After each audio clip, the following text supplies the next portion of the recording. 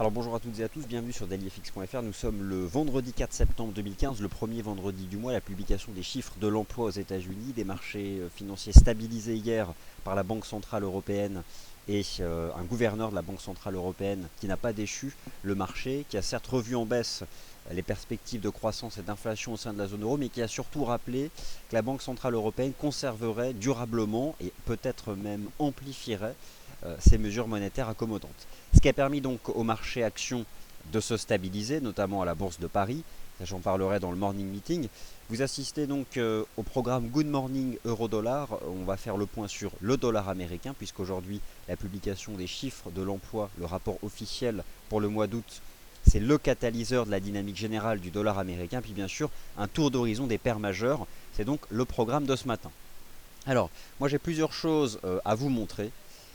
Tout d'abord, vous avez sous les yeux la représentation graphique en temps réel de l'US Dollar Index, donc du graphique FXM, avec cette dynamique générale du dollar américain qui est parfaitement haussière, un dollar US qui est neutre, en tout cas qui s'est stabilisé à plat depuis le mois d'avril dernier, mais qui suit une dynamique haussière à court terme très marquée depuis le lundi 24 août dernier, paroxysme des ventes sur le marché actions, avec un mouvement général de vente des devises de financement face au dollar US, mais aussi des dollars des antipodes, ce qui a permis donc au dollar américain de s'apprécier en dépit d'indices avancés plutôt décevants. Une enquête ADP mercredi en accord avec les attentes du marché, quoique légèrement en retrait, et donc aujourd'hui la publication du rapport NFP. Je vous rappelle que les chiffres de l'emploi sont, avec les perspectives de croissance économique et d'inflation, un des trois catalyseurs pour la Réserve fédérale pour ajuster sa politique monétaire. Elle prend une décision le 17 septembre prochain. Vous avez sous les yeux le tableau des toutes dernières projections économiques, macroéconomiques de la Réserve fédérale. Elles ont été établies en juin dernier. Et on va se concentrer aujourd'hui sur ces projections en termes d'emploi pour constater qu'en 2015, la Réserve fédérale envisage un taux de chômage baissé à 5,2% de la population active. Alors maintenant, ce que je vais vous montrer, c'est la prévision de marché pour le rapport NFP du mois d'août. Et vous allez voir quelque chose d'assez significatif. Vous avez ici la projection de la Fed pour l'année 2015 et vous avez ici la projection du marché pour le mois d'août 2015. Eh bien, si tout va bien, aujourd'hui, 4 septembre 2015, devrait voir le taux de chômage aux États-Unis atteindre la cible de la Réserve fédérale des États-Unis. Alors est-ce que cela sera suffisant pour envisager en septembre, le 17 septembre prochain, un relèvement de 25 points de base du taux d'intérêt principal de la Réserve fédérale? Ce n'est pas ce que semblent indiquer les dernières probabilités établies sur l'évolution du prix des contrats futurs sur les Fed Funds à la bourse de Chicago. Dans tous les cas, le marché continue de penser que la Fed pourrait agir cette année, et ce qui soutient le dollar américain. C'est donc une séance importante pour le dollar américain. Je serai avec vous en live à 14h15 pour suivre les détails de ce rapport NFP. Alors, le rapport NFP, ce n'est pas simplement un taux de chômage, c'est plus complexe. Ce sont des créations d'emplois, ce sont tout un tas de statistiques autour du marché du travail aux États-Unis, notamment le taux de participation. Alors le taux de participation, c'est quoi? Eh bien, c'est la part de la population américaine qui est donc sur le marché du travail, et ça c'est important à suivre. En tout cas, c'est ce que représente la population active sur la population totale. Et la population active, c'est la population soit qui est occupée, soit qui est à la recherche d'un emploi. Alors, ce sont toutes ces statistiques que le marché va étudier tout à l'heure, et je serai donc avec vous pour les décortiquer.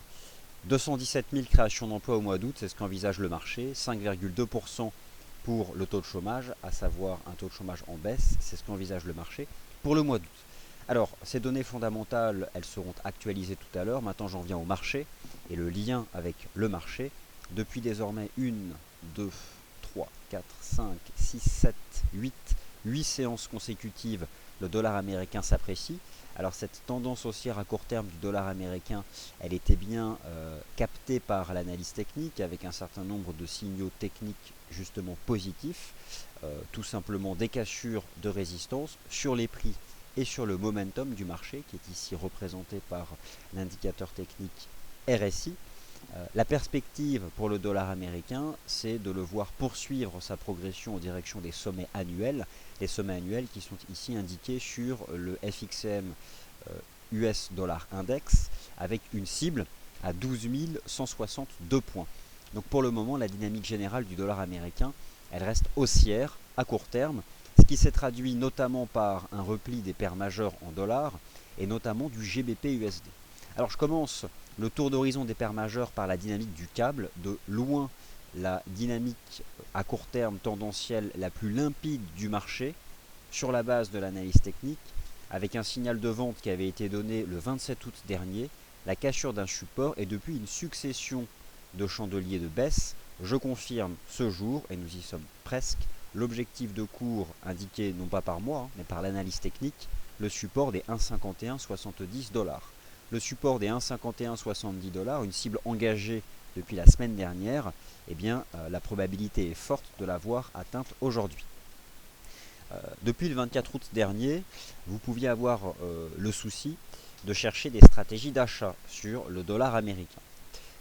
Vous avez eu raison, puisque le dollar américain a enchaîné 8 séances consécutives de hausse. Restait à savoir quels étaient les meilleurs véhicules. Notre propos a toujours été de dire que 3 véhicules sortaient du lot. La vente du câble, la vente de l'OSI et la vente du kiwi. Le GBP-USD, l'AUD-USD et le NZD-USD. Ces 3 stratégies de vente en tendance, en accord avec les fondamentaux et confirmées par les signaux techniques, se sont déployées depuis le 24 août dernier. Maintenant, les chiffres sont attendus cet après-midi. En clair, il faut sécuriser les gains si vous êtes dans le sens de la tendance, si le rapport NFP est solide. Aujourd'hui, ce qui compte, c'est le taux de chômage. Parce que 5,2%, c'est l'objectif de la Fed pour 2015. Sauf que 2015, c'est pas terminé. Nous sommes en août. Alors, elle serait en avance sur ses objectifs macroéconomiques. Le GBP-USD, 1,5175, c'est la cible à court terme. En dessous, c'est la cave pour la monnaie britannique face au dollar américain. Alors, les 2 autres véhicules qui permettaient d'acheter le dollar américain, le taux de change AUD-USD, avec des signaux de vente qui sont là aussi d'une limpidité technique déconcertante. Signal de vente le 24 août. Transition latérale en fanion. On en sort par le bas dans le sens de la tendance. On visait 0,70, ça a été fait. Lorsque les 0,70 ont été atteints, j'ai envisagé une nouvelle cible à 0,6830 $. La tendance se poursuit et rien ne semble indiquer qu'elle s'apprête à s'inverser. Donc la tendance reste baissière. Et enfin, parmi les taux de change avec un mouvement de baisse toujours limpide, c'est le taux NZD-USD qui lui aussi poursuit son repli depuis notamment la cassure des 0,6770, la cassure la semaine dernière des 0,65 $. Simplement, le rythme de marché change, la baisse passe d'une phase verticale à un canal à faible pente, mais la baisse se prolonge. C'est globalement exactement ce qui s'est passé sur le GBP-USD, où où certains participants du Good Morning Euro-Dollar ont pu mettre en évidence à juste titre des contradictions positives de momentum. Je vous les remontre ici sur le câble en données intraday. On percevait des divergences. Et bien cette div n'a fait que ralentir la baisse. Mais la baisse s'est prolongée d'environ 200 pips. C'est donc toute la complexité de l'étude du momentum qui ne fait que travailler la pente de la tendance, mais qui n'indique pas mécaniquement que cette tendance s'inverse. Donc le GBP-USD reste baissier. Alors maintenant des paires de devises un peu plus complexes. L'USD CAD, l'USD Yen et le taux de change euro-dollar. Alors l'euro-dollar, bon, il baisse. Il baisse depuis la semaine dernière, il baisse depuis le violent rejet sous les 1,17 $, ligne de tendance baissière en place depuis les 1,40 $. Hier, c'est l'euro qui a baissé parce que Mario Draghi n'a pas déçu avec un discours très accommodant, révision en baisse des estimations de croissance et d'inflation, possible extension du programme de quantitative easing en amplitude monétaire, en durée et voire même en titre éligible au programme d'achat d'actifs. De manière générale, hier, les taux obligataires souverains ont fortement reculé. Un signal d'achat d'ailleurs a été donné sur le contrat de taux long allemand Bund, qui s'est mécaniquement traduit par des cassures de support sur le taux euro-dollar. Mais ces cassures de support sur le taux euro-dollar ne sont pas non plus massives. La vente du GBP-USD restait naturellement une bien meilleure stratégie. Pourquoi? Parce que Mario Draghi rappelle tout de même que la dynamique interne à la zone euro, elle est tout de même satisfaisante et relativement étanche à ce qui peut se passer dans les grands pays émergents et notamment la Chine et le Brésil. Ce qui fait qu'au fond, depuis plusieurs mois, l'euro ne baisse plus. L'euro ne baisse plus depuis plusieurs mois. Il est stable lorsqu'on l'étudie face à un panier de devises. C'est pourquoi l'euro AUD a monté, l'euro CAD a monté, et qu'au fond, l'euro dollar est dans un range de 1000 pips, entre 1,05 et 1,15. C'est donc pas forcément du côté de l'euro dollar qu'on trouve de la tendance, mais bien davantage du côté du GBP USD, de l'AUD USD ou du NZD USD. Alors, je vais basculer maintenant sur des graphiques intraday pour vous proposer quelque chose de plus précis sur le taux euro-dollar, sur l'USD CAD et sur l'USD Yen. Alors, simplement, la disposition graphique intraday charge, et je vais pouvoir ensuite apporter un premier éclairage sur l'évolution intraday. Je vois qu'il y a déjà plein de questions sur l'euro-yen, j'en parle dans le morning meeting tout à l'heure. Alors, que vous dire sur le taux de change euro-dollar? Que la situation, elle est baissière, sans aucun doute, pour le moment. Depuis la shooting star du 24 août, paroxysme des ventes sur le marché action, sell-off, paroxysme des achats sur le taux euro-dollar, blow-off, violent rejet, baisse. Depuis, le taux de change euro-dollar a perdu environ 600 pips, jambe de baisse, reprise en drapeau, et hier, le taux de change euro-dollar est donc sorti par le bas d'une petite configuration en drapeau, mais elle est petite justement, cette configuration en drapeau. Alors que pourrions-nous envisager sur le taux de change euro-dollar? Et l'idée c'est quoi? On a eu hier une jambe de baisse et on est en train de se reprendre avec des tout petits chandeliers H4. On est probablement dans une phase de stabilisation au cœur d'un mât baissier. Alors l'idée ce serait d'avoir aujourd'hui un nouveau choc de baisse en direction des indices 20 $. Mais pour baisser en direction des indices 20 $, ce n'est plus l'euro aujourd'hui qui aura la main, c'est le dollar américain avec ce rapport NFP. La seule façon d'envisager un repli du taux de change euro-dollar en direction des indices 20 $, c'est de voir la publication d'un solide rapport NFP qui permettra au dollar américain de tendre vers ses sommets annuels. En l'état à court terme, si j'étudie les bougies horaires du taux de change euro-dollar, on a eu hier une jambe de baisse et on est en train de faire un espèce de petit biseau ou un espèce de petit drapeau. Regardez la taille des chandeliers, c'est surprenant. On appelle ça des toupies, des tout petits chandeliers. Ils sont microscopiques en amplitude. Ils font à peine 10 pips. Et on enchaîne ces chandeliers de 10 pips depuis la session asiatique. Ce qui forcément fait contraste avec le grand corps hier baissier entre 1,1230 $ et 1,1090. Donc un grand corps baissier d'environ 140 pips. On a une première résistance aux alentours des 1,1140, 1,1150 qui est donc susceptible d'agir sur ce marché. Alors maintenant, je vais regarder ce qu'il se passe du côté de l'USD CAD. L'USD CAD, la situation est plus complexe. Attention, aujourd'hui, il y a aussi les chiffres de l'emploi au Canada. On les suivra en direct. C'est-à-dire qu'au même moment, et c'est ça qui sera complexe, à précisément 14h30, seront connus les chiffres de l'emploi au Canada et les chiffres de l'emploi aux États-Unis. Autant vous dire que l'USD CAD, ça va swinguer. Pour le moment, la dynamique de l'USD CAD, elle est positive depuis le 15 juillet et la cassure des 1,2834. Le marché a depuis progressé d'environ 500 pips, mais il évolue à court terme désormais dans un espèce de canal à faible pente. On a une espèce de structure élargie dans ce canal, c'est pas évident. Il y avait un signal, une possibilité d'acheter l'USD CAD, c'était mardi, lorsqu'on était dans le bas de canal.